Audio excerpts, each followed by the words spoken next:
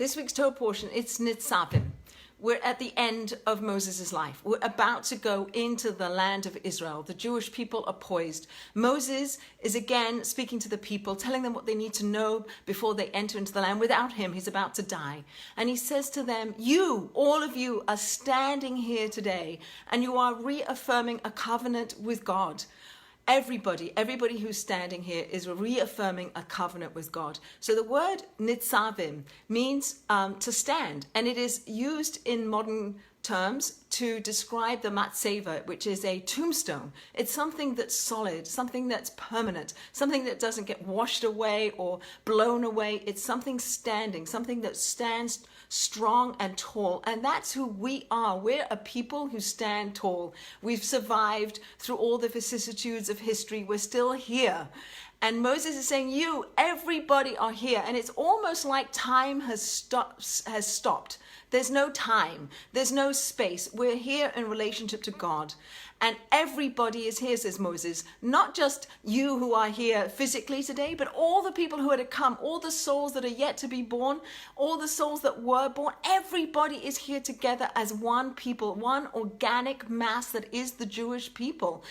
And this Parsha is always read right before Rosh Hashanah. And Rosh Hashanah is a time where we're going to stand before God. In the same way, we're standing like angels, fixed, not moving, we're not going anywhere. We're standing in that relationship to God, and we're reaffirming and recommitting ourselves to having a relationship with the divine, just like the people did as they're poised to go into the land of Israel. All of us, and Moses points out, everybody's here, the men, the women, the children, the wood choppers and the water drawers, it says, which is very interesting. And I heard something really lovely about that the wood choppers are people who chop down trees, right? So if you're feeling very arrogant, chop those people down to be equal. People who are lowly, people who are like water, who just kind of go down to the bottom, bring them up. So everybody's equal. We're all equal in the eyes of God. We're all children of God. We're all souls. We're all connected. So everybody's here, and the converts. So don't forget that we should remember that people who join our ranks are the same. We're the same. It's a soul that just had a different journey to come back to the Jewish people and be aligned with the Jewish people. There's a aspen forest, an aspen tree. There's an aspen forest in Colorado that is apparently the biggest living organism that exists in the world, meaning that if you looked at it from above, you'd see lots of trees, individual trees. But go underground and you see there's a root system, and all the roots are one root, but many different trees. That's us, the Jewish people. We're rooted in the same place. We're all rooted in our connection to the divine. We all have these shining souls that's inside of us.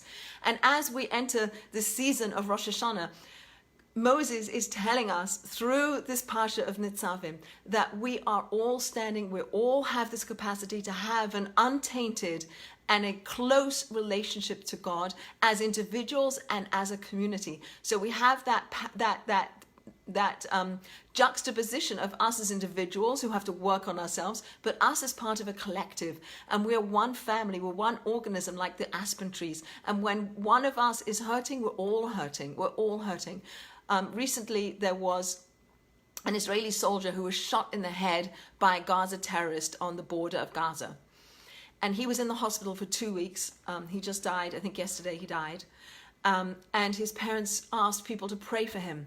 And I don't know if any of you saw the videos, but there were videos of thousands of people standing outside the hospital praying and beseeching God to heal this one soldier who got shot in the head by a Gaza terrorist. But the idea that we're all connected, that there by the grace of God go, there's my son, there's my brother, there's my child, there's my whoever, parent.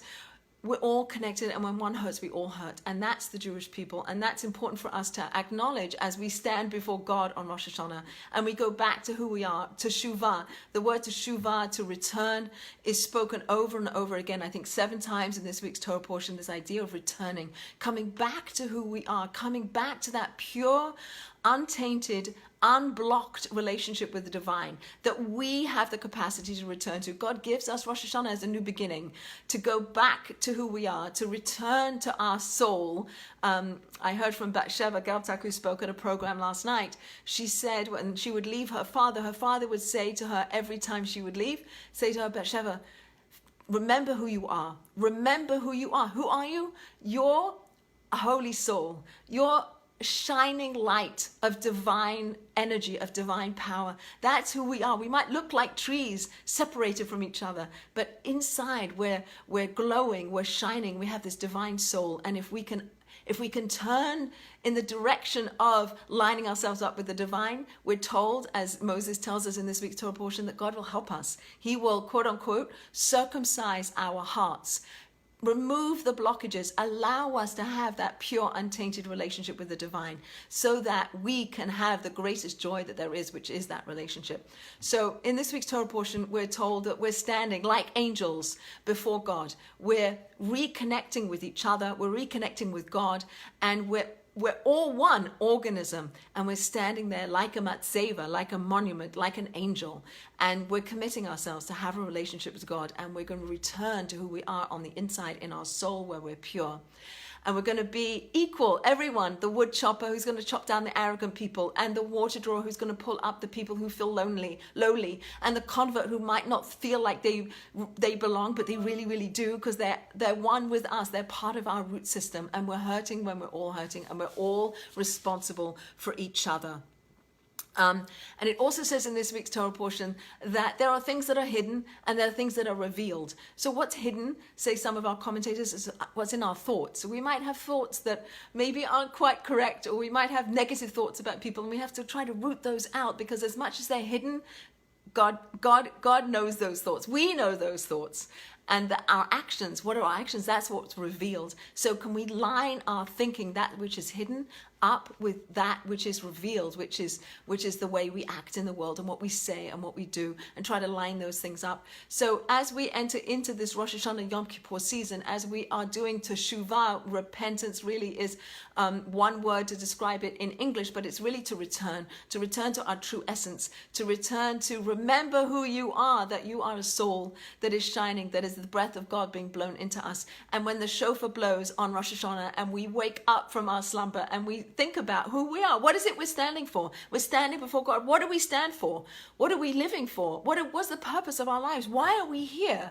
This is an opportunity to stop time, stop doing anything, and existentially revisit those questions of who we are and what we want to be in the world, and who we have the potential to be in this world, which is a lot. So it says at the end that when you make these choices, and it's a choice that we all have, we can choose to live. We can choose good. We can choose those things. It's within our domain to choose to do those things. And Moses is saying, when you go into the land and it's going to be hard, and maybe you'll be wealthy, maybe you'll be poor, maybe you'll have hardships, maybe you'll whatever. Remember to choose life, because the root of who we are is good and shining and holy. And maybe we have branches that go off in the wrong direction, and maybe they need a little bit of pruning, but the root of who we are, and the trunk of the tree of life that we are, is good and connected to divine. And that's what we want to realign ourselves with. So I bless us as we enter into this Rosh Hashanah season, as we finish up this month of Elul, which is the one that precedes Rosh Hashanah, that we're able to see ourselves for who we are. As Bathsheba's father tells her, remember who you are.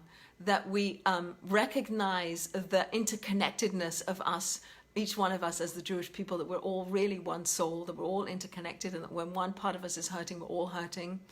That we're part of something that has a work to do, that we're in this relationship with God as this covenantal relationship that is reciprocated when we turn, when we move, when we return to having and wanting and yearning for a relationship with God, that God will turn to us and circumcise our hearts and help us to unblock ourselves and open up our hearts in the deepest way to have that connection that will bring us true joy and will bring us life.